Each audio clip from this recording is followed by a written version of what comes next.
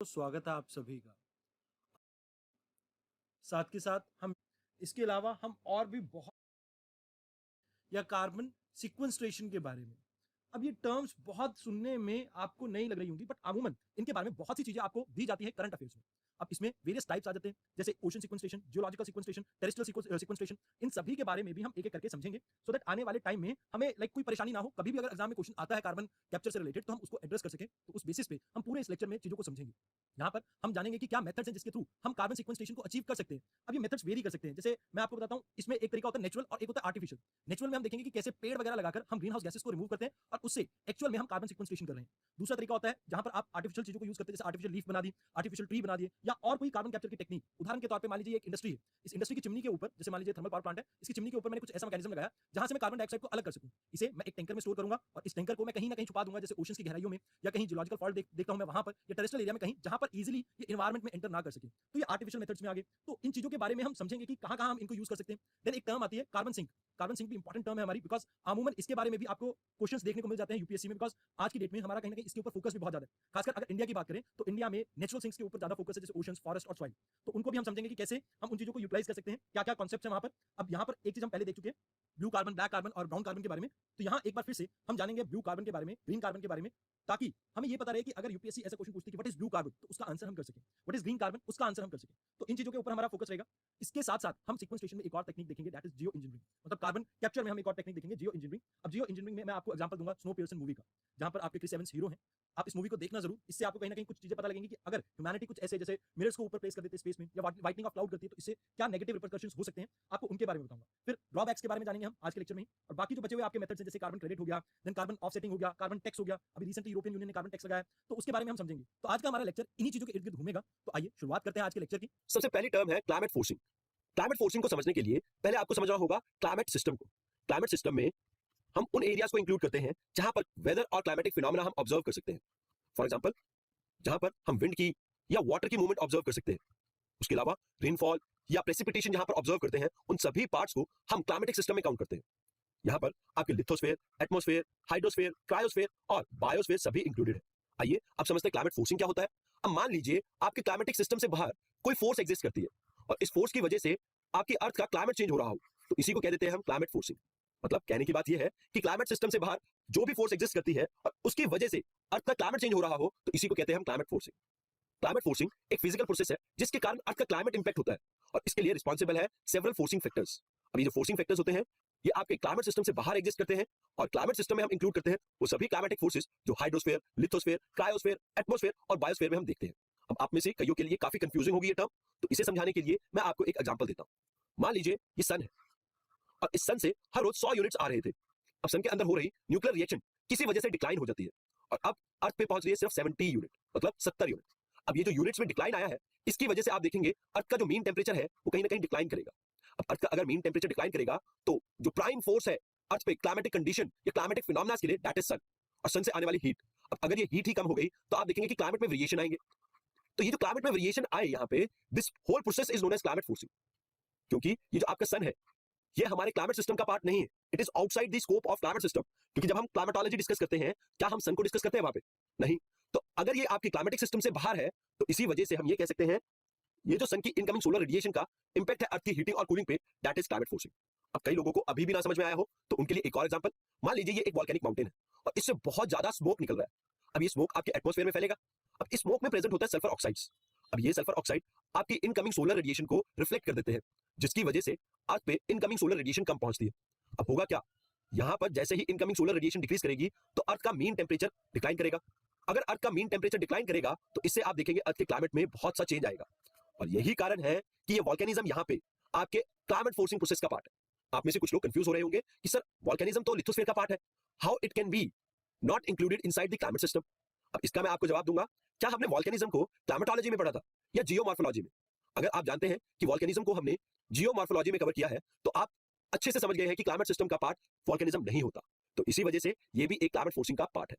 अब ये जितनी भी क्लाइमेट फोर्सिंग हो रही है, ये इंडिपेंडेंट है क्लाइमेट से, क्योंकि सोलर रेडिएशन में चेंज आना डिपेंड नहीं करता आपके क्लाइमेटिक सिस्टम पे। ये नेचुरली भी कम हो सकती है। जैसे मान लीजिए सन के अंदर जो न्यूक्लियर फ्यूजन रिएक्शन चल रही है, वो फ्यूजन रिएक्शन कहीं ना कहीं अगर डिक्लाइन करेगी, तो अर्थ पे जो सोलर रेडिएशन आ रही है सन की, वो भी कहीं ना कहीं डिक्लाइन करेगी। तो इस वजह से ये आपके अर्थ पे होने वाले क्लाइमेटिक सिस्टम पे डिपेंडेंट नहीं है और इसीलिए इसे हम कहते हैं एक्सटर्नल फोर्सिंग। अब अगर हमें फोर्सिंग को मेजर करना हो तो हम एक यूनिट एरिया में कितनी एनर्जी एक्स्ट्रा रिसीव हुई है उसे काउंट करते हैं। सो इसलिए एक यूनिट एरिया का फॉर्मूला होगा पर मीटर स्क्वायर और एनर्जी को हम काउंट करते हैं वॉट में, तो इसकी यूनिट बन जाएगी वॉट पर मीटर स्क्वायर।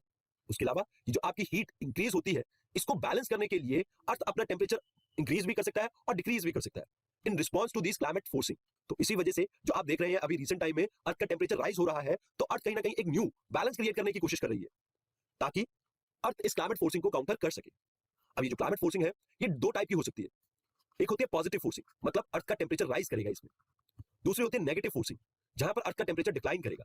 अब इस पॉजिटिव और नेगेटिव को लिटरल टर्म में मत ले जाना, बिकॉज एक्सेसिव पॉजिटिव यानी कि एक्सेसिव टेम्परेचर राइज भी अर्थ पे मिलने वाली लाइफ के लिए डेंजरस है, वेयरएज एक्सेसिव नेगेटिव यानी कि एक्सेसिव कूलिंग ऑफ अर्थ भी कहीं ना कहीं यहां पर मिलने वाली लाइफ के लिए थ्रेट है। तो आपको याद रखना है कि पॉजिटिव लिटरल मीनिंग नहीं है इसका, ये सिर्फ आपके टेम्परेचर चेंज को इंडिकेट कर रहा है। पॉजिटिव मतलब टेम्परेचर राइज कर रहा है, नेगेटिव मतलब टेम्परेचर डिक्लाइन कर रहा है। Let's try to understand forcing का इंपैक्ट होता क्या है। यहां पर वाई एक्सिस पे हम देख रहे हैं कि कितनी एनर्जी रिसीव कर रही है वेरियस गैसेस या एरोसोल्स पार्टिकल। इस साइड हम देखेंगे कि टेम्परेचर राइज करेगा, वेयरएज अगर कोई बॉटम की तरफ इंक्रीज करेगा तो इसका मतलब आपका यहां पर टेम्परेचर डिक्लाइन करेगा। तो आइए देखते हैं, जैसे ग्रीन हाउस गैसेज है तो इनका फोर्सिंग इफेक्ट बहुत ज्यादा है और इसी वजह से यहां पर आप टेम्परेचर चेंज देख पा रहे हैं। उसके अलावा बात की जाए ओजोन की तो हमें दो टाइप की ओजोन मिलती है, एक ट्रोपोस्फेयर की जिसकी वजह से टेम्परेचर राइज करता है, मतलब इसका एक पॉजिटिव फोर्सिंग इफेक्ट है, वेयरएज स्ट्रेटोस्फेरिक ओजोन का कहीं ना कहीं नेगेटिव फोर्सिंग इफेक्ट है। उसके अलावा स्ट्रेटोस्फेयर में मिल रहे वाटर वेपर्स का पॉजिटिव फोर्सिंग इफेक्ट है, वेयरएज बात की जाए ब्लैक कार्बन की तो शॉर्ट टर्म में ये आपको कहीं ना कहीं नेगेटिव फोर्सिंग इफेक्ट दे सकता है क्योंकि ये सन से आने वाली सनरेज को ब्लॉक करेगा, वेयरएज इन लॉन्गर ड्यूरेशन ये कहीं ना कहीं अर्थ पे होने वाले क्लाइमेट चेंज के लिए रिस्पॉन्सिबल है। तो यहाँ पर आप ऑब्जर्व करेंगे टेम्परेचर राइज को। उसके अलावा एयर में मिलने वाले एरोसोल पार्टिकल्स ये सभी आपके नेगेटिव फोर्सिंग फैक्टर्स हैं। यहाँ पर आप देखेंगे कि अर्थ का टेम्परेचर डिक्लाइन करता है क्योंकि जैसे क्लाउड्स होते हैं, ये क्लाउड्स व्हाइट कलर के होने के कारण जो भी सनलाइट आती है उन्हें रिफ्लेक्ट बैक कर देती है एटमॉस्फेयर में, इस वजह से हम यहाँ पर नेगेटिव फोर्सिंग देखते हैं। Now let's try to understand the mitigation strategy जिससे हम इस क्लाइमेट चेंज को रोक सकें। कार्बन कैप्चर एंड स्टोरेज, इसे कई बार हम कार्बन सीक्वेंस्ट्रेशन भी बोल देते हैं। कार्बन कैप्चर एंड स्टोरेज की टेक्निक हम जनरली पॉइंट सोर्सेज पे लगाते हैं, खासकर जहां पर बात कर रहे हो हम पावर प्लांट्स की, वेयरएज कार्बन सीक्वेंस्ट्रेशन हम कहीं भी यूज कर सकते हैं। यहाँ पर होता क्या है, हम कार्बन को पकड़ते हैं, उसे काफी लंबे समय तक एटमॉस्फेयर में एंटर नहीं करने देते, मतलब उसे कहीं ना कहीं स्टोर करके या हाइड करके रखते हैं, जिससे फायदा ये होता है अगर आपकी कार्बन डाइऑक्साइड कम एंटर करेगी एटमॉस्फेयर में तो जो आपका ग्लोबल वार्मिंग इंपैक्ट है या ग्लोबल टेम्परेचर जो राइज कर रहा है कहीं ना कहीं कमी देखने को मिलेगी और इससे ग्लोबल वार्मिंग को रोकने में कामयाब हो सकते हैं। यहाँ पर न केवल फोकस किया जाता है एटमॉस्फेरिक ग्रीन हाउस गैसेस पे, बल्कि focus marine green house gases पर भी रहता है जो प्रोड्यूस होती हैं because of burning of fossil fuels. अब समझते हैं कि कार्बन कैप्चर एंड स्टोरेज में क्या स्टेप्स इन्वॉल्व है। तो सबसे पहले आप गैस को ट्रैप करेंगे। मान लीजिए ये गैस फ्लो कर रही थी तो आप इसे कहीं ना कहीं ट्रैप करेंगे। अब जब आप इस गैस को ट्रैप करेंगे तो इसमें वेरियस अदर गैसेस भी होंगे, तो आपका अगला स्टेप है आप इसमें से कार्बन डाइऑक्साइड या ऐसी सभी ग्रीन हाउस गैसेस को सेपरेट करेंगे बाकी गैसेस से। अब जो आपने सेपरेट की है गैस, इसको आप लेके जाएंगे स्टोरेज लोकेशन पे। अब स्टोरेज लोकेशन में आपके दो एरियाज आते हैं, या तो मान लीजिए ये आपकी अर्थ है, आप इसे खोदेंगे और बहुत डीप में जाके इस कार्बन डाइऑक्साइड को स्टोर कर देंगे ताकि ये वापस एटमॉस्फेयर में एंटर ना करे। दूसरा वे है आपके पास कि आप डीप ओशन में जाए और इस कार्बन डाइऑक्साइड जो आपने कैप्चर की थी इसे डीप ओशन में स्टोर कर दें। इन सभी स्टेप को जब आप परफॉर्म करते हैं तो ये कहलाता है कार्बन कैप्चर एंड स्टोरेज। अभी भी अगर किसी को समझ ना आया हो तो आपको पता होगा कि thermal power plant one of the biggest polluter है आपके एयर के, और साथ ही साथ यहाँ से कार्बन डाइऑक्साइड भी बहुत ज्यादा रिलीज होती है जिसकी वजह से ग्लोबल वार्मिंग जैसे इंपैक्ट हमें देखने को मिलते हैं। अब मान लीजिए यहाँ पर एक चिमनी लगी हुई है, इस चिमनी में मैं फ्यू गैस सेपरेटर लगा दूं। अब जैसे ही मैंने ये फ्यू गैस सेपरेटर लगाया तो यहाँ से प्रोड्यूस हो रही कार्बन डाइऑक्साइड जब इस फ्यू गैस सेपरेटर में पहुंचेगी तो कहीं ना कहीं मैं इस कार्बन डाइऑक्साइड को सेपरेट कर सकता हूं। अब सेग्रीगेशन हो चुका है तो अब मैं इस सेग्रीगेटेड कार्बन डाइऑक्साइड को स्टोर करूंगा किसी कंटेनर में। अब इस कंटेनर में स्टोर करने का फायदा ये है कि अब मैं इसकी एटमॉस्फेयर में री एंट्री रोक सकता हूं। अब ये जो कंटेनर है इसे मैं अर्थ में कहीं भी स्टोर करके रख सकता हूं या फिर ओशन की गहराई में मैं इन्हें स्टोर करके रख सकता हूं।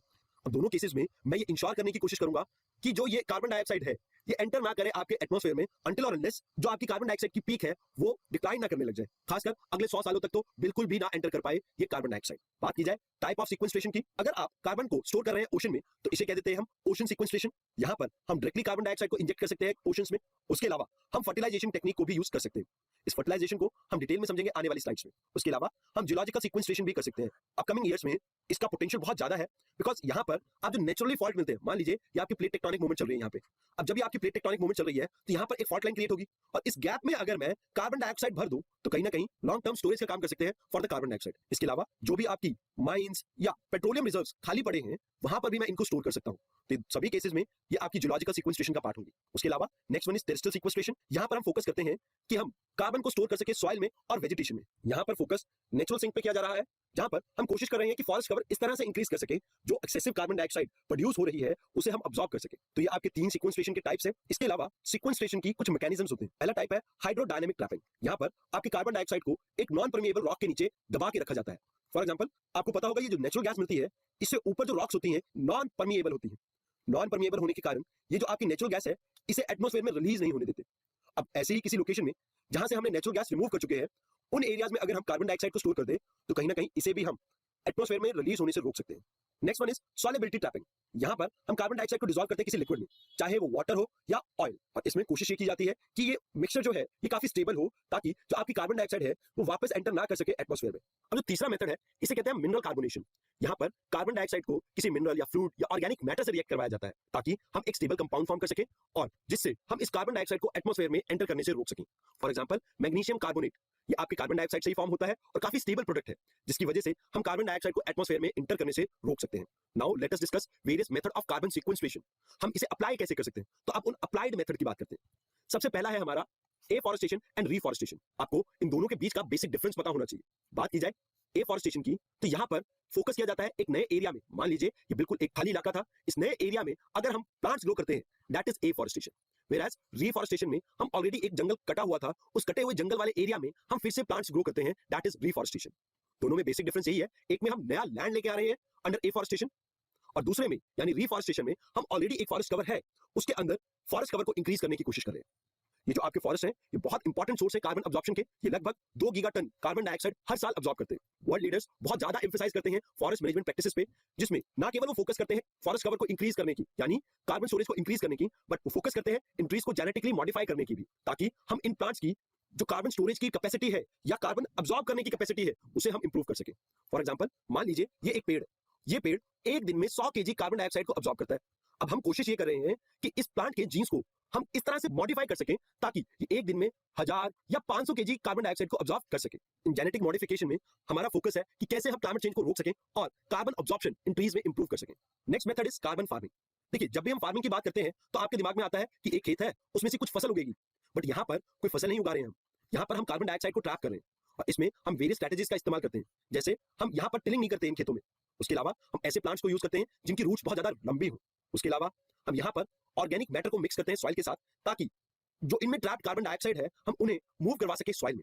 इससे बेनिफिट ये होता है जब भी आपका कार्बन सॉइल में मूव करता है तो इसके कारण आपका जो कार्बन है वो काफी लंबे टाइम तक एटमॉस्फेयर में एंटर नहीं कर पाता, बिकॉज सेडिमेंट्री साइकिल से गैसियस साइकिल में आने में इसे टाइम लगता है। वेयरएज कुछ और वेजिटेशन भी है जो कार्बन फार्मिंग में हेल्प कर सकती हैं, जैसे ग्रासलैंड्स, कोस्टल वेजिटेशंस, जहां पर हम बात करें मैंग्रोव्स की, और पिटलैंड्स यानी कि वेटलैंड्स, ये सभी कार्बन डाइऑक्साइड अब्जॉर्प्शन में बहुत ज्यादा हेल्प करते हैं। इसी वजह से हमें इन एरियाज की मेंटेनेंस और ग्रोथ पे फोकस करना चाहिए। Next method is fertilising the ocean या ओशन फर्टिलाइजेशन। देखिए, स्पेशल फोकस ओशन पे क्यों किया जा रहा है? यहाँ पर बहुत सारे प्लांट्स और प्लांट लाइक ऑर्गेनिजम्स मिलते हैं जो कार्बन डाइऑक्साइड को अब्जॉर्ब करते हैं और इस वजह से जो ओशन की कार्बन डाइऑक्साइड अब्जॉर्प्शन कैपेसिटी है वो कहीं ना कहीं टेरेस्ट्रियल पार्ट से बहुत ज्यादा है। इसी वजह से यहाँ पर स्पेशल फोकस किया जा रहा है ओशंस पर। आइए समझते हैं अब हम ओशन फर्टिलाइजेशन में क्या करते हैं। देखिए, ये जो प्लांट और प्लांट लाइक ऑर्गेनिजम्स आपको मिल रहे हैं जिन्हें हम हाइपरड्राइव प्लांट्स भी कह देते हैं, इनकी कार्बन अब्जॉर्प्शन कैपेसिटी कहीं ना कहीं बहुत अच्छी है, यानी ये one of the best carbon absorbers हैं अराउंड द ग्लोब। अब इनके साथ प्रॉब्लम ये है कि इनकी ग्रोथ डिपेंड करती है आयरन और नाइट्रोजन जैसे बहुत से न्यूट्रिएंट्स पे। अब अगर हम ये न्यूट्रिएंट सप्लाई करेंगे तो कहीं ना कहीं ये ग्रो करेंगे और ये ग्रो करेंगे तो इनकी पॉपुलेशन इंक्रीज होगी, और अगर इनकी पॉपुलेशन इंक्रीज होगी तो हम ये कह सकते हैं कि ओशन में जो कार्बन डाइऑक्साइड पहले हम अब्जॉर्ब कर रहे थे अब उससे ज्यादा कर सकेंगे। तो इसी पे जब हम फोकस करते हैं तो इसी को कह देते हैं हम ओशन फर्टिलाइजेशन। बेसिकली रिसर्चर्स ने इसमें थोड़ी बहुत कोशिश तो की है, जैसे जो ये आपके हाइपरड्राइव प्लांट्स हैं, यहाँ पर ओशन डेप्थ से न्यूट्रिएंट लाके इन प्लांट्स को सप्लाई करने की कोशिश की है ताकि हम इनमें कार्बन डाइऑक्साइड को ट्रैप कर सके और स्टोर कर सके। Now next method is biochar. Basically biochar एक चारकोल लाइक सब्सटेंस है जिसे हम प्रोड्यूस करते हैं बाय बर्निंग ऑर्गेनिक मटेरियल, खासकर जो आपके एग्रीकल्चर या फॉरेस्ट्री वेस्ट होते हैं, जिसे हम कई बार बायोमास भी कह देते हैं। अब इसे हम बर्न करते हैं एक कंट्रोल प्रोसेस के थ्रू, दैट इज क्रायोलाइसिस। ये जो बायोचार होता है ये जनरली ब्लैक कलर का होता है और बहुत ज्यादा पोरस होता है, जिसकी वजह से इसकी वाटर रिटेंशन कैपेसिटी बहुत ज्यादा है। उसके अलावा ये बहुत लाइट होता है और इसमें जो पार्टिकल्स हैं वो बहुत ज्यादा छोटे और बारीक होते हैं। इसमें लगभग 70% कार्बन होता है, यानी ये बहुत ज्यादा कार्बन रिच होता है और इसकी जो डिकम्पोजिशन प्रोसेस है वो बहुत ज्यादा स्लो है। यहाँ पर हम इस बायोचार को मिक्स कर देते हैं सॉइल में ताकि सॉइल की प्रोडक्टिविटी इंक्रीज हो सके। इससे हम सॉइल की वाटर रिटेंशन भी इंप्रूव करते हैं और साथ ही साथ कार्बन को हम मूव कर देते हैं सेडिमेंट्री साइकिल में। अब ये कोई रीसेंट फिनोमेना नहीं है, ये काफी सेंचुरी से हम सॉइल की इनरिचमेंट के लिए यूज करते आए हैं। बट अभी इसके ऊपर फोकस इसलिए है क्योंकि एक अर्थ चैलेंज हुआ था 2007 में और इसमें से जो 10 फाइनलिस्ट थे उनमें से 3 ने इस बायोचार टेक्नोलॉजी का ही यूज किया था। So that's why it is one of the best method to mitigate climate change. इससे ना केवल हमारे क्रॉप्स की प्रोडक्टिविटी इंक्रीज होती है, साथ ही साथ हम कार्बन को मिटिगेट करने में भी सक्सेसफुल हो सकते हैं। Next one is rock solution. अब ये तो आप डे टू डे लाइफ में देखते ही हैं, जब रेनफॉल होती है तो इस रेन वाटर में कार्बन डाइऑक्साइड मिक्स होती है, इससे प्रोड्यूस होता है कार्बोनिक एसिड। अब ये जो कार्बोनिक एसिड है, जब आपने वेदरिंग पढ़ा होगा ज्योग्राफी में, तब आपको टीचर ने समझाया होगा कि ये कार्बोनिक एसिड रॉक्स के साथ रिएक्ट करता है, जिससे वेदरिंग प्रोसेस और ज्यादा एक्सेलरेट होता है। अब यहाँ पर भी इसी को हम यूज करने वाले हैं।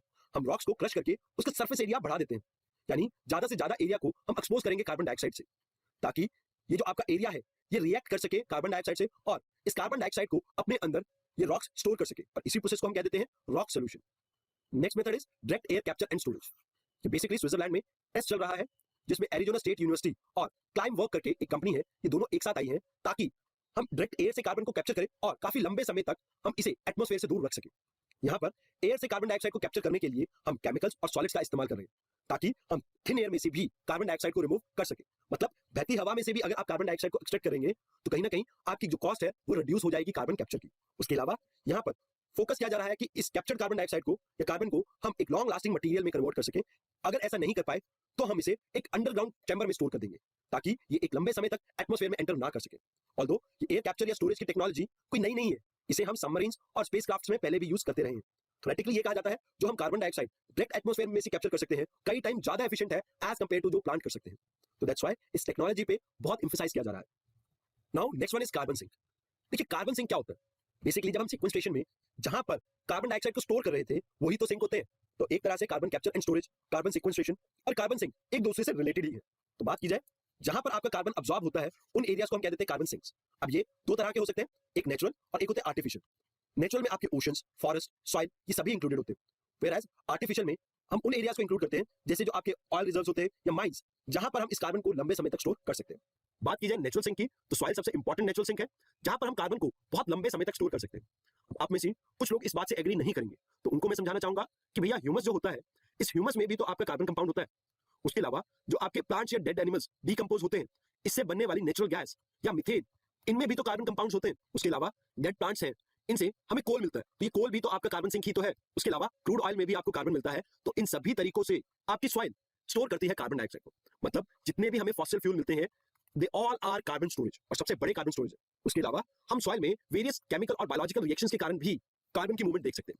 इन केमिकल रिएक्शंस को समझाने के लिए मैं आपको एग्जांपल दूंगा क्लास टोपोग्राफी का, शायद आपने ज्योग्राफी में पढ़ा हो।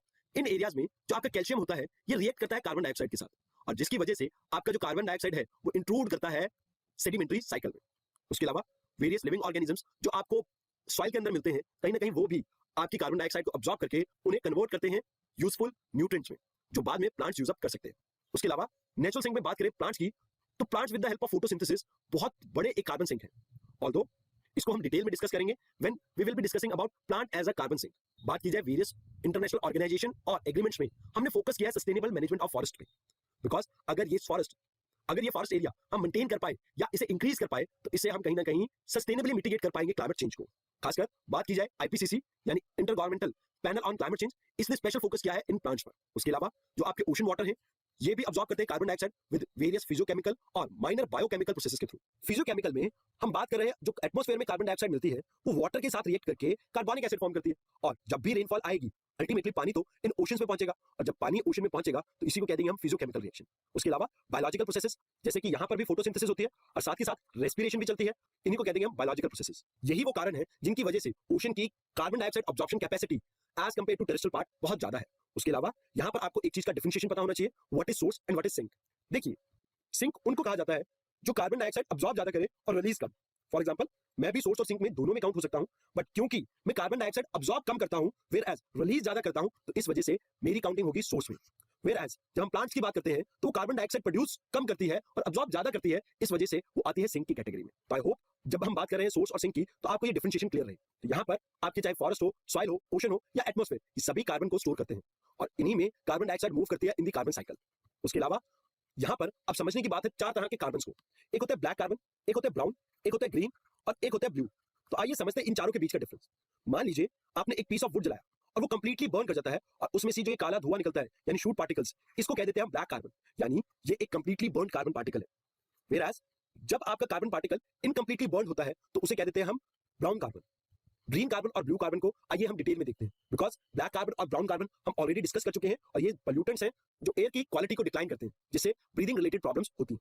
बट वेयर एज ग्रीन और ब्लू कार्बन बहुत इंपॉर्टेंट है फॉर कार्बन सिक्वेंस्ट्रेशन और कार्बन सिंक के तौर पर ये काम करते हैं। बात की जाए ग्रीन कार्बन की, तो जो भी फोटोसिंथेसिस से आप कार्बन डाइऑक्साइड को कन्वर्ट करते हैं बायोमास में इन द प्लांट और in soil, that is known as green carbon. अब इनके साथ प्रॉब्लम यह है कि यहाँ पर 2 तरह के आपको कार्बन स्टोरेज मिलते हैं। एक होते हैं शॉर्ट ड्यूरेशन वाले, जहां पर हम उन सीजनल प्लांट्स की बात कर रहे हैं और क्रॉप्स की बात कर रहे हैं जो हम ग्रो करते हैं। Whereas, जो आपके फॉरेस्ट हैं ये बहुत लार्ज स्केल में कार्बन डाइऑक्साइड को अब्सॉर्ब कर सकते हैं, जैसा कि मैंने आपको बताया 2 गीगाटन एक साल में। इन्हें इनहैंस करने के लिए हमें फोकस करना होता है एफॉरेस्टेशन और रीफॉरेस्टेशन पे। आई होप आपको याद हो एफॉरेस्टेशन और रीफॉरेस्टेशन के बीच का difference. Now if we talk about blue carbon, तो ब्लू कार्बन जो आपको ओशंस में कार्बन मिलता है दैट इज ब्लू कार्बन। यहाँ पर आप इंक्लूड करते हैं कोस्टल, एक्वेटिक और मरीन कार्बन को, चाहे वो वेजिटेशन की फॉर्म में हो, मरीन ऑर्गेनिज्म या सेडिमेंट्स की फॉर्म में। इन कोस्टल एरियाज में हम इंक्लूड करते हैं टाइडल जोन को, मैंग्रोव्स को और सी ग्रासेस को भी, क्योंकि ये भी न केवल एटमॉस्फेयर से बट ओशन से भी कार्बन को रिमूव करने में हेल्पफुल है। ये ओशन वाटर और एटमॉस्फेयर से कार्बन डाइऑक्साइड को रिमूव करके या तो सेडिमेंट्स की तरह डिपॉजिट कर देते हैं या प्लांट्स अपने अंदर इन्हें स्टोर कर लेते हैं। ये बहुत ज्यादा एफिशिएंट है as compare to terrestrial part. बात की जाए ब्लू कार्बन की या कोस्टल इकोसिस्टम की, तो ये 5 टाइम ज्यादा कार्बन को अब्सॉर्ब कर सकते हैं एज कंपेयर टू टेम्परेट और ट्रॉपिकल फॉरेस्ट के। ये बहुत ही ह्यूज मार्जिन है। तो इसी वजह से हम ये कह सकते हैं कि जो आपके ओशन है ये सबसे बड़े सिंक है कार्बन डाइऑक्साइड के। जैसा कि आप सभी जानते हैं प्लांट्स जब फोटोसिंथेसिस परफॉर्म करते हैं तो ये कार्बन डाइऑक्साइड को अब्सॉर्ब करते हैं। अब ये इस एटमॉस्फेरिक कार्बन डाइऑक्साइड को कन्वर्ट कर देते हैं बायोमास में। ये बायोमास अर्थ के नीचे बरी होंगे। अब जब ये अर्थ के नीचे बरी होंगे तो ये आपके कार्बन को ट्रैप कर देते हैं विद इन द सॉइल। अब अनटिल और अनलेस आप इस बरीड पोर्शन को एक्सपोज ना करें ये एटमॉस्फेयर में एंटर नहीं करेगी। बट मान लीजिए आपने एक सेमी डिकम्पोज्ड ऑर्गेनिक पिट को खोल दिया, मतलब एक ऐसा गड्ढा जहां पर आपने ऑर्गेनिक कचरा दबाया था और इसे आप गड्ढे को फिर से खोदते हैं तो यहां से आपको मिलेगी मीथेन गैस।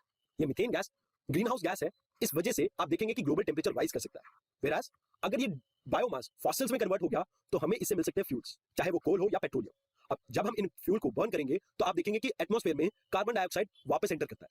तो कहीं ना कहीं जो आपके प्लांट्स हैं वो एक सोर्स का काम भी कर रहे हैं और एक सिंक का काम भी कर रहे हैं। बात की जाए कनाडा के बोरल फॉरेस्ट की, तो यहाँ पर लगभग 80% कार्बन स्टोर होता है as compare to soil found in this area, because ये एक ठंडा इलाका है जिसकी वजह से यहाँ पर डीकम्पोजिंग बहुत स्लो है। इसी वजह से यहाँ पर ज्यादातर कार्बन आपको फॉरेस्ट में स्टोर हुआ मिलता है। उसके अलावा जो आपके ट्रॉपिकल फॉरेस्ट होते हैं ये लगभग 18% जो कार्बन डाइऑक्साइड रिलीज होती है फॉसिल फ्यूल से उनको अब्सॉर्ब कर सकती है। तो यहाँ पर समझने वाली बात यह है जो आपके नेचुरल फॉसिल फ्यूल्स हैं वो लार्जेस्ट कार्बन स्टोर्स हैं और जब ह्यूमन बींग्स इन्हें बर्न करते हैं ये स्टोर्ड फॉसिल फ्यूल में कार्बन को रिलीज करते हैं एटमॉस्फेयर में, और जिसकी वजह से आप देखते हैं ग्रीन हाउस गैसेस का एमिशन और ग्लोबल वार्मिंग जैसी प्रॉब्लम्स। पोस्ट इंडस्ट्रियल रेवोल्यूशन हमने ऑलमोस्ट 30% इनका लेवल इंक्रीज कर दिया है और जिसकी वजह से आज की डेट में हम देख रहे हैं क्लाइमेट चेंज। इसी वजह से जो आपका क्योटो प्रोटोकॉल है वो ज्यादा फोकस करता है फॉरेस्ट के ऊपर for the mitigation of climate change, because जो आपके फॉरेस्ट और सॉइल है ये आपके मेजर सिंक है कार्बन के। इसी वजह से एमिशन रिडक्शन के साथ साथ हमें फॉरेस्ट कवर को इंक्रीज करने पे भी फोकस करना चाहिए। कल हम जब बात करेंगे इंडिया के नेशनली डिटरमाइंड कंट्रीब्यूशन के बारे में तो तब हम बात करेंगे कि इंडिया ने भी अपना एमिशन कम करने के साथ साथ फॉरेस्ट कवर इंक्रीज करने की बात की है, ताकि एक तरफ तो हम कार्बन डाइऑक्साइड का एमिशन रोक सके और दूसरी तरफ हम जो एक्सेसिव कार्बन डाइऑक्साइड इस एटमॉस्फेयर में प्रेजेंट है उसको भी हम रिमूव कर सके। यहाँ पर मैं आपके साथ एक एडिशनल इन्फॉर्मेशन शेयर करना चाहता हूँ, that is carbon dioxide fertilization. Recent time में हमने देखा है कि जो आपके प्लांट्स हैं वो सिग्निफिकेंटली बहुत ज्यादा ग्रीन होने लग गए। ऐसा इसलिए है क्योंकि जो कार्बन डाइऑक्साइड का लेवल है एटमॉस्फेयर में वो इंक्रीज हुआ है। यहाँ पर जब हम कह रहे हैं कि पेड़ और ज्यादा ग्रीन हो गए हैं इसका मतलब है कि इन प्लांट्स और ट्रीज में जो लीव्स है वो इंक्रीज कर गई है। अब पहले के मुकाबले यहाँ पर ज्यादा हरियाली दिख रही है। अब क्योंकि कार्बन डाइऑक्साइड की कंसंट्रेशन एटमॉस्फेयर में इंक्रीज हुई है इसकी वजह से फोटोसिंथेसिस इंक्रीज हुआ है और इसी वजह से हमें देखने को मिल रही है प्लांट्स में ग्रोथ। ये जो कार्बन फर्टिलाइजेशन है ये ऑलमोस्ट 70% आपकी ग्रीनिंग इफेक्ट के लिए रिस्पॉन्सिबल है। बट बात की जाए ये शॉर्ट टर्म में तो बेनिफिशियल है, जहां पर आप देखेंगे कि प्लांट की प्रोडक्टिविटी पहले के मुकाबले इंक्रीज हुई, बट लॉन्गर ड्यूरेशन में ये आपके क्लाइमेट के लिए बहुत ज्यादा डेंजरस है। Now let's discuss Jio engineering. Jio engineering को हम क्लाइमेट इंजीनियरिंग भी बोल देते हैं। ये एक लार्ज स्केल ह्यूमन इंटरवेंशन है अर्थ के क्लाइमेट में, ताकि हम काउंटर कर सके अर्थ में होने वाले क्लाइमेट चेंज को। यहाँ पर हम 2 चीजों पे फोकस करते हैं, या तो हम कार्बन डाइऑक्साइड को रिमूव करेंगे या हम अर्थ पे आने वाली सोलर रेडिएशन को रिड्यूस करेंगे, ताकि हम अर्थ पे होने वाले क्लाइमेट चेंज को रोक सके। क्योंकि जितना, तो आइए एक एक कर इन्हें हम डिटेल में समझते हैं। मान लीजिए कार्बन डाइऑक्साइड को हमने रिमूव कर दिया सिस्टम से बाय सिक्वेंस्ट्रेशन या कैप्चरिंग जैसे भी। अब कार्बन डाइऑक्साइड कम होगी तो यानी ग्रीन हाउस गैस कम है एटमॉस्फेयर में। अब ग्रीन हाउस गैस कम है तो इससे सोलर रेडिएशन जो आ रही थी वो अब्सॉर्ब कम होगी। अब अगर सोलर रेडिएशन अब्सॉर्ब कम होगी तो green house effect automatically reduce हो जाएगा और जिसकी वजह से आप टेम्परेचर में भी फॉल देखेंगे। सिमिलरली जब हम बात करते हैं सोलर रेडिएशन को कम करने की, तो मान लीजिए आपकी ग्रीन हाउस गैसेस की कंसंट्रेशन 100 यूनिट्स है और ये 100 यूनिट्स ही रहती है, बट अब जो सनलाइट आ रही थी वो पहले के मुकाबले 50% आ रही है। तो इससे होगा क्या, जो आपकी ग्रीन हाउस गैस सन की एनर्जी को अब्सॉर्ब करके हीटिंग इंपैक्ट क्रिएट कर रही थी, अब उसमें भी ऑलमोस्ट 50% का रिडक्शन आ जाएगा। अगर ये रिडक्शन आएगा तो आप देखेंगे कि ग्रीन हाउस इफेक्ट में भी रिडक्शन आएगा। अब ग्रीन हाउस इफेक्ट में रिडक्शन आएगा तो मतलब कि अर्थ के टेम्परेचर में भी फॉल देखने को मिलेगा। तो मेजर फोकस जियो इंजीनियरिंग में इन्हीं दो चीजों पे रहेगा, कार्बन डाइऑक्साइड के रिमूवल पे और सोलर रेडिएशन के मैनेजमेंट पे। Let us discuss some of the major project जो इस जियो इंजीनियरिंग के वर्ल्ड में अभी चल रहे हैं। सबसे पहला है कि हम वॉल्केनो को कॉपी करने की कोशिश कर रहे हैं। जैसा कि आप सभी जानते हैं कि वॉल्केनिक इरप्शन से tons and tons of sulphur dioxide gas निकलती है। अब ये सल्फर डाइऑक्साइड गैस एटमॉस्फेयर में क्लाउड क्रिएट करती है। अब ये क्लाउड जो होता है आपका, ये सोलर रेडिएशन को ब्लॉक कर देता है, जिसकी वजह से अर्थ पे सोलर रेडिएशन कम पहुंच पाती है। इसकी वजह से अर्थ पे टेम्परेचर डिक्रीज हो जाता है। तो कहीं ना कहीं साइंटिस्ट कोशिश कर रहे हैं कि हम ऐसा ही कुछ करके सल्फर को एटमॉस्फेयर में इंजेक्ट कर सके, ताकि ये सल्फर जो है ये सोलर रेडिएशन को वापस रिफ्लेक्ट कर सके और हमारा प्लैनेट ठंडा हो जाए। और ये जो आपके सल्फर पार्टिकल्स हैं ये बहुत कारगर है आपके सनलाइट को वापस स्कैटर करने में, बट इनके अलावा हम फोकस कर रहे हैं हाइड्रोजन सल्फाइड पर भी। ये सभी कुछ आपको क्लाइमेट चेंज को मिटिगेट करने में हेल्पफुल है, बट सल्फर अगर वाटर वेपर के साथ मिक्स होगी तो ये प्रोड्यूस कर सकती है एसिड रेन, जो कि ह्यूमन एग्जिस्टेंस के लिए और भी बड़ा थ्रेट है। तो इस वजह से इसे हमें एक लिमिटेड अमाउंट में करने की जरूरत है, ताकि ऑलरेडी हमारा क्लाइमेट बर्बाद हो रहा है, हम उसे और ज्यादा बर्बाद ना करें। दूसरा मेथड है शूटिंग मिरर इनटू स्पेस। देखिए, शूटिंग मिरर इनटू स्पेस में हम क्या कर रहे हैं, हम एक ग्रीनलैंड जितनी साइज का मिरर स्पेस में भेजेंगे और इसे स्ट्रेटेजिकली इस तरह से प्लेस करेंगे बिटवीन सन एंड अर्थ, ताकि अर्थ पे जो आ रही सोलर रेडिएशन है वो कहीं ना कहीं कम कर सके। और अगर ये सोलर रेडिएशन कम होगी तो आपको पता ही है क्लाइमेट चेंज को हम रोक सकेंगे। उसके अलावा तीसरे मेथड में हम एक विंड पावर शिप से व्हाइट क्लाउड प्रोड्यूस करने की कोशिश कर रहे हैं। जैसा कि आप सभी जानते हैं, क्लाउड्स भी आपकी सोलर रेडिएशन को वापस रिफ्लेक्ट कर सकते हैं एटमॉस्फेयर में। तो इसी को इंप्लीमेंट करने के लिए हम विंड पावर्ड शिप्स का यूज करेंगे, ताकि हम रेगुलर इंटरवल पे सी वाटर को स्प्रे कर सकें एटमॉस्फेयर में, जिससे वहां पर क्लाउड फॉर्मेशन होगी। तो इससे हम देखेंगे कि सोलर रेडिएशन जो है वो वापस में रिफ्लेक्ट हो जाएगी और जिसकी वजह से हम ग्लोबल टेम्परेचर को राइज होने से रोक सकेंगे। Next method is seed the sea with iron. ये मेथड हम पहले भी डिस्कस कर चुके हैं। साइंटिस्ट यहाँ पर आयरन को एज अ फर्टिलाइजर यूज कर रहे हैं, ताकि वो फाइटोप्लैंक्टन्स या हाइपरड्राइव प्लांट्स की ग्रोथ को इंप्रूव कर सके। अब अगर ये प्लांट की ग्रोथ इंप्रूव होगी तो इससे एटमॉस्फेरिक कार्बन डाइऑक्साइड की अब्जॉर्प्शन रेट इंक्रीज होगी बिकॉज ऑफ फोटोसिंथेसिस। अब इससे बेनिफिट ये है कि जो फाइटोप्लैंक्टन्स है इनका लाइफ साइकिल होता है सिर्फ 60 डेज का। जब ये मरते हैं तो जो कार्बन डाइऑक्साइड इन्होंने अब्सॉर्ब की थी वो ओशन फ्लोर पे डिपॉजिट करके जाते हैं।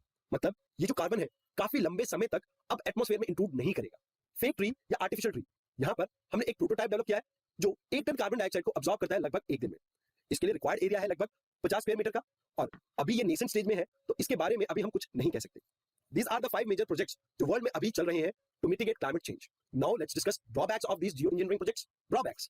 तो सबसे पहला ड्रॉबैक है, हम इन प्रोजेक्ट्स को स्टार्ट तो कर सकते हैं, बट क्या हम इन्हें स्टॉप कर सकते हैं, इस पे हमें डाउट है। ऐसा मैं इसलिए कह रहा हूं, जैसे कि हम बात कर रहे थे कि हम वॉल्केनो को रेप्लिकेट करेंगे, यहाँ पर हम सल्फर का यूज करेंगे एटमॉस्फेयर में, तो ये जो सल्फर है ये वाटर के साथ रिएक्ट करके सल्फ्यूरिक एसिड बनाती है। अब मान लीजिए ये एक चेन रिएक्शन के फॉर्म में एटमॉस्फेयर में कंटिन्यूअस बेसिस पे बनने लग गई, तो आप देखेंगे कि जो भी रेनफॉल होगी वो एसिड की फॉर्म में होगी। तो इस वजह से इन्हें स्टार्ट करना तो आसान रहेगा, बट क्या हम इसे रोक पाएंगे कि नहीं, ये एक डाउट है। उसके अलावा यहाँ पर ग्लोबल लीडर्स सिर्फ सिम्टम को ट्रीट कर रहे हैं, जिसकी वजह से हम रूट कोज के ऊपर फोकस नहीं कर रहे हैं। मतलब हम कार्बन डाइऑक्साइड को रिमूव कर रहे हैं, हम सोलर रेडिएशन को रोक रहे हैं, बट हम अपनी ग्रीड को नहीं रोक रहे, जहां पर हम इस प्लैनेट को बहुत बुरी तरह से एक्सप्लॉइट कर रहे हैं। तो जरूरत हमें अपनी ग्रीड को रोकने की है, ना कि इन सिम्टम्स को ट्रीट करने की।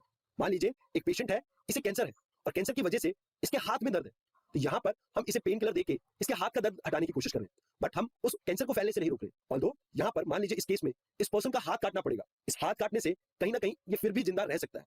तो सेम हम अभी इन सिम्टम्स को ट्रीट कर रहे हैं, हम रूट कॉज के ऊपर फोकस नहीं कर रहे हैं, जिसकी वजह से अभी तो हम शायद अर्थ को बचा लें, बट आने वाले टाइम में अर्थ हमारे रहने लायक बचेगा या नहीं, ये एक बहुत बड़ा डाउट है। उसके अलावा जब हम इन क्लाइमेट इंजीनियरिंग प्रोजेक्ट्स के बारे में बात करते हैं, तो यहाँ पर हम उन पर्सन्स को इंसेंटिवाइज कर रहे हैं, मतलब उन लोगों को बढ़ावा दे रहे हैं जो कार्बन एमिशन कर रहे हैं, खासकर वो बिजनेस हाउसेस या वो कंट्रीज। यहाँ पर हमारा फोकस होना चाहिए इन कंट्रीज को पेनलाइज करने की, ताकि ये फर्दर और ज्यादा कार्बन एमिशन ना करें। बट यहाँ पर हम साइंटिस्ट और रिसर्चर्स पे डिपेंडेंट है इन सभी लोगों की गंदगी को साफ करने के लिए, बट ऐसा नहीं होना चाहिए। होना ये चाहिए इन कंट्रीज को पेनलाइज भी करना चाहिए। उसके अलावा ये जो क्लाइमेट इंजीनियरिंग, ये जो जियो इंजीनियरिंग के प्रोजेक्ट्स है, ये बहुत ज्यादा कॉस्टली है। इन्हें डेवलप कंट्रीज तो शायद अडॉप्ट कर ले, बट डेवलपिंग कंट्रीज के लिए इन्हें अडॉप्ट करना कहीं ना कहीं बहुत मुश्किल रहेगा। उसके अलावा मैं आपको एक मूवी सजेस्ट करूंगा, आप ये मूवी देखना। इस मूवी से आपको जियो इंजीनियरिंग के जो ड्रॉबैक्स हैं वो अच्छे से समझ आएंगे। ये मूवी है क्रिस एवंस की स्नोपियर्सर। इस मूवी में होता क्या है, साइंटिस्ट कुछ सन रिफ्लेक्टिंग मटेरियल्स को स्पेस में भेजते हैं, तो ये जब अर्थ को कवर कर देते हैं इस मटेरियल से, तो प्रॉब्लम ये होती है कि अर्थ वापस आइस एज में चली जाती है। और इस मूवी में दिखाया गया है कि लाइफ सिर्फ पॉसिबल होती है इस एक ट्रेन पे। तो कहीं ना कहीं ये एक अच्छी मूवी है जिसे आप देख के जियो इंजीनियरिंग के ड्रॉबैक्स भी समझ सकते हैं। उसके अलावा वेरियस एनवायरमेंटल ऑर्गेनाइजेशंस जो है, चाहे वो फ्रेंड ऑफ अर्थ हो या ग्रीन पीस हो, वो सोलर रेडिएशन को मैनेज करने वाले प्रोजेक्ट्स को इंडोर्स नहीं करती है। वो कहती है कार्बन डाइऑक्साइड रिमूवल प्रोजेक्ट्स में हम आपके साथ हैं, और इसमें भी खासकर एफॉरेस्टेशन और वेटलैंड रिस्टोरेशन वाले प्रोजेक्ट्स में। तो इसी वजह से हमें कार्बन रिमूवल के प्रोजेक्ट्स में ज्यादा फोकस करना चाहिए as compare to solar radiation को मैनेज करने वाले प्रोजेक्ट्स पे। Now we will be discussing other methods. अभी तक हमने साइंटिफिक रूल्स वगैरह देखे हैं, अब हम देखते हैं कि पैसों से कैसे हम इंसेंटिवाइज और डिसइंसेंटिवाइज कर सकते हैं कार्बन डाइऑक्साइड का प्रोडक्शन को। फर्स्ट है कार्बन क्रेडिट। बेसिकली ये कार्बन क्रेडिट क्योटो प्रोटोकॉल से निकल के आया है, जहां पर इसे एक ट्रेडेबल सर्टिफिकेट या परमिट के तौर पे बताया गया है। ये आपको राइट देता है कि आप कार्बन एमिशन कर सकते हैं। यहां पर एक कार्बन क्रेडिट इक्विवेलेंट होता है 1 टन कार्बन डाइऑक्साइड एमिशन की। मान लीजिए अगर किसी कंट्री के पास 100 कार्बन क्रेडिट है, तो मतलब वो 100 टन कार्बन एमिशन कर सकता है। ये कार्बन क्रेडिट एक मैकेनिज्म है जिसके थ्रू हम मेजर कर सकते हैं वेरियस कंट्रीज का कार्बन डाइऑक्साइड एमिशन लेवल, जिससे हम इन कंट्रीज की रिस्पांसिबिलिटी और अकाउंटेबिलिटी फिक्स कर सकते हैं with respect to climate change. Next one is carbon offsetting. ये एक तरह का क्रेडिट है जो आपको तब मिलता है जब आप ग्रीन हाउस गैस के एमिशन को रिड्यूस करते हैं। फॉर एग्जांपल, मान लीजिए एक कंट्री है XYZ। ये XYZ कंट्री इंडिया में मनी इन्वेस्ट करती है इन विंड फार्म। अब ये एक रिन्यूएबल सोर्स ऑफ एनर्जी है जिससे इंडिया में फॉसिल फ्यूल की कंजम्पशन कम हो जाएगी। अब इसकी वजह से अब इस कंट्री को यानी XYZ कंट्री को ये कार्बन ऑफसेटिंग के क्रेडिट मिलेंगे। ये क्वांटिफाइबल है और आप इसे बेच भी सकते हैं।